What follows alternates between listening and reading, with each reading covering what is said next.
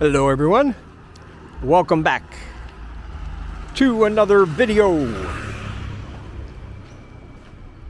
As a reminder, if you like this video or any of my videos and you want to help support the channel, I do have links down below for PayPal and Ko-fi.com. And we're running out of things, so if you can and if you want to, it would be very much appreciated. You can just clicky those links down below. And we appreciate our supporters, and we always thank you. And you can also purchase some of my books. These are some of my horror books I have, but I have more than that down there as well. There's a link down below where you can, of course, click on that. And get yourself something to read. Alright, so when it comes to safety in Cambodia, I'm not going to be covering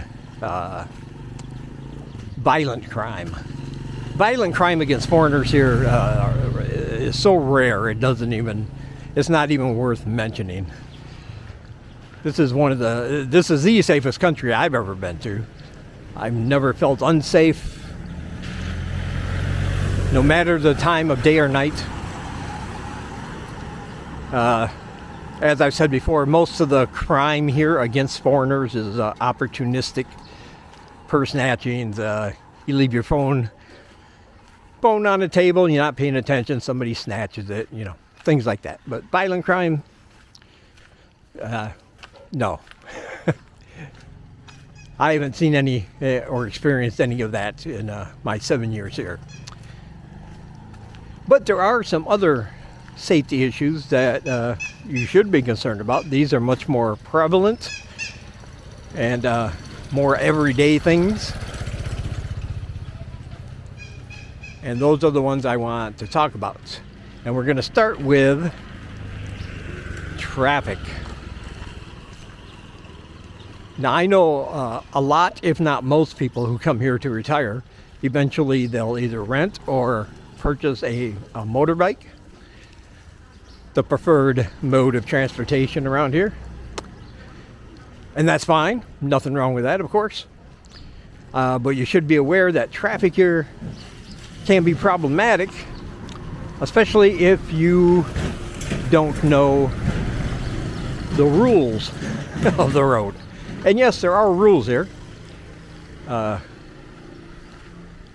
the fact is, the locals, they grew up driving. I mean, when you see kids here on motorbikes and 6, 7 years old, they grew up around these streets and driving them, so they know exactly what they're looking for. But you might not be aware. Like back in the West, we are taught to drive defensively, a little bit cautiously, and here it's more of a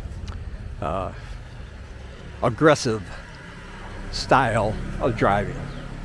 Let's put it that way. And I know several people who have either been in accidents on their motorbike or come very, very close to having something tragic happen because of that. So it's best if you're aware that yes, there are rules, but they're not really enforced, and therefore they are broken many times. And it can seem like catch as catch can, with a controlled chaos, I guess you can say. But if you're not aware of that, you could find yourself in a bad situation, and we don't want that. I know I've heard some people say, well, if you come over here and start driving, you should drive like the locals. And I would disagree with that. I think you should be more defensive, be more cautious. Because like I said, they've been doing this their entire lives. So the things we see as dangerous, so the things we might see as dangerous, they do not. It's just, they do it every day. Now that doesn't apply just to driving either. traffic can be a concern even if you're like me. I walk everywhere. And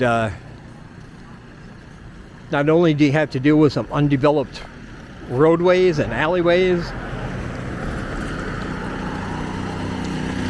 but when you cross the street or at certain times of the day when school is getting out and people are getting out of work, it can just be horrible. It can be very dangerous at times. Like even on a sidewalk, even the streets they have redone and made, working on the infrastructure, made more modern. Even those can be dangerous because, as I said, they don't always follow the rules here. And you'll see motorbikes and pass apps jump up on the sidewalks to drive down the sidewalks because they don't want to wait for traffic. They don't want to wait at a light. They're very much in a hurry for whatever reason to get where they're going, and they don't have time to wait. And I can't tell you how many times I've been walking down a sidewalk and all of a sudden on my left, here comes a motorbike zooming right by me, and I keep thinking, man, if I would have took a step to the left at the right time, that thing would have hit me. And I know from whence I speak because I have been hit by a truck before. Spent a couple months in pain and agony recovering, and I had the walking light and I got hit, knocked a little bit ahead of the truck and right onto the cement. So yeah, it's very important that you keep your head on a swivel at all times. Look, even if you're on a one-way street and you're looking across, look all ways. Look left, look right, look behind, look forward. Because a lot of areas here do not have traffic, any kind of, stop signs or traffic lights or anything. So you just have to be a little careful in the traffic here. And the next thing I want to talk about, as you all know, Cambodia is very tropical. It's hot all year round, and that means bacteria thrives here. And again, I relate from personal experience. I had like what looked like a pimple or something on my shin, and I popped it and then just kind of forgot about it. And that was a mistake because pretty soon my legs swelled up to twice its normal size. I couldn't walk on it. Caused me a lot of pain, and eventually I had to go get antibiotics and some cream for it, some antiseptic cream and some bandages, because I thought I was going to lose my leg because it got an infection. And an infection here can turn into something very, very serious. Even something like a little cut or something you might normally dismiss, like I did foolishly, can turn into something very, very dangerous, even life-threatening at times, because bacteria thrives there. So whether you get a little cut, whether you get a sting, whether you get an insect bite or something, you want to be sure you take care of those things. Don't leave any open wounds to the wind. Don't think it won't happen to you, because it can, and it does. And sometimes you might not even be aware of it. So you do have to be careful of even little cuts and abrasions and anything that breaks the skin, because you don't want to wind up with something serious like happened to me. Again, foolishly, my fault, but I'm just letting you know. And also, it's good to keep in mind, I'm just going to mention this because you still see it sometimes. If anything, no matter how big or how small a creature is,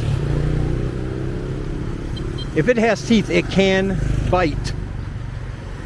And the dogs and cats around here, they are not tame. They are not the way you would find them back in the West. The majority of them are not vaccinated. Disease runs rampant amongst them, especially among the strays. But even the dogs that aren't strays, they are very, for the most part, they will avoid people. They might bark because they're also very, very territorial. But don't go up and try to pet a dog or a random cat, even if they're there wagging their tail. It's a good way to get a bite, and if that happens, then you're dealing with a bunch of rabies shots. You're going to have a series of those because rabies is a thing here. And if that dog's a stray, he's never been vaccinated, he could have other diseases, and you just don't want that to happen.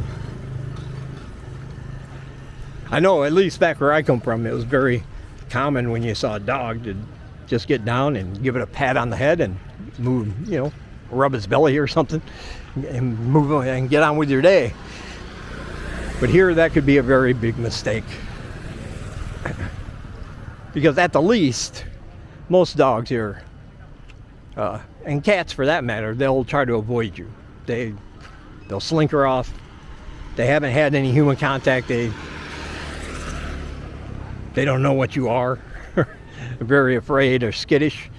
And at the worst end, they're very aggressive. Like, they'll come after you when you walk by and try to nip at your heels, barking and growling the whole time.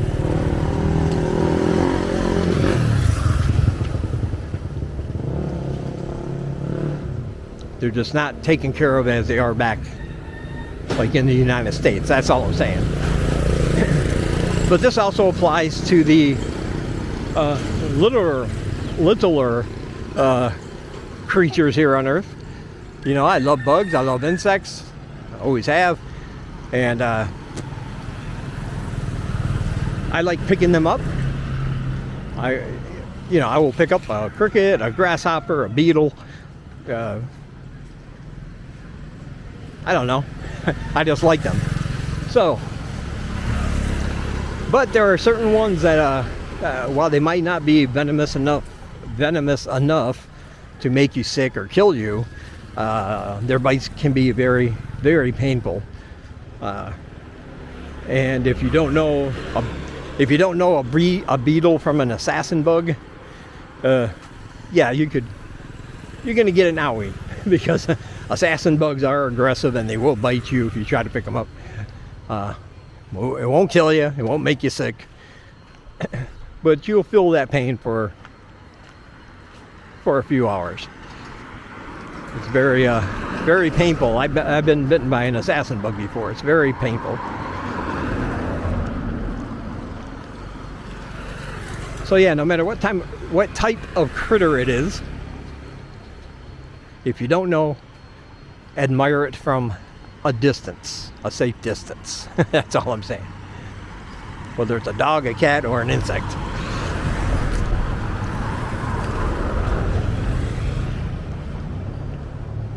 And let's talk about food safety as well.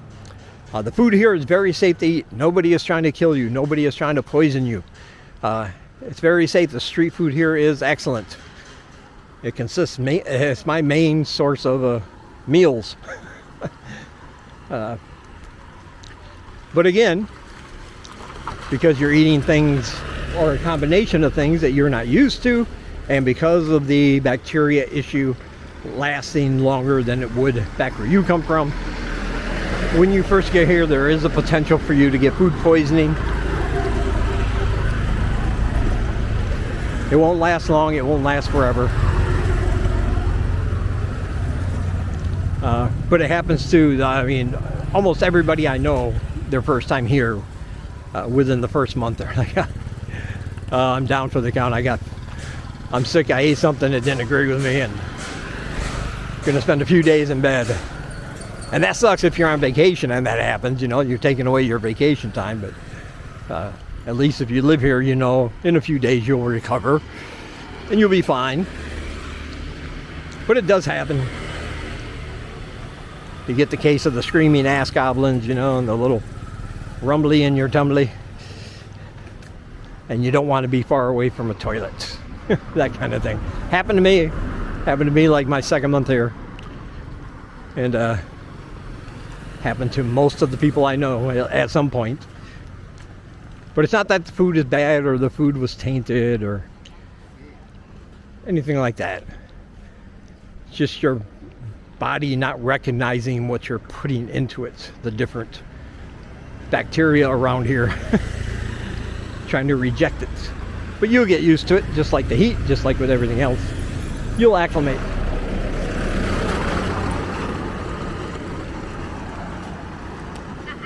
So yeah, and I mentioned mosquitoes, but I did not mention, or I mentioned bugs, but I did not mention mosquitoes.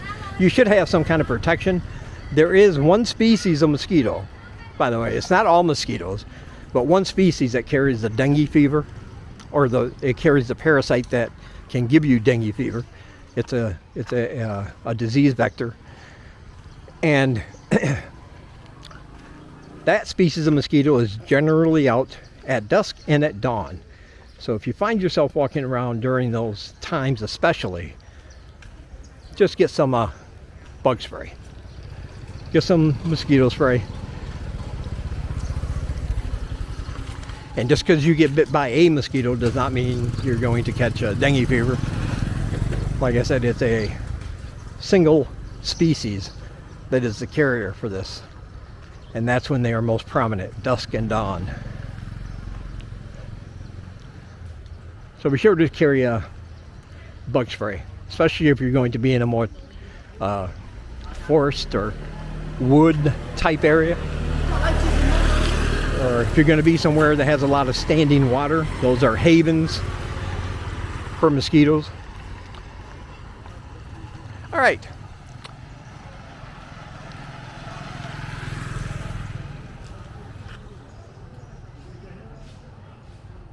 So, I'm sorry, I blanked out there. Be sure to check out all my links down below. Like I said, I have PayPal and Ko-fi.com. Check out all the other vlogs that are blogging from this part of the world. All those are listed down below. And check out my other channel, Horror Reads, if you like horror books. All right, from Siem Reap, Cambodia, I will talk to you guys in the next one.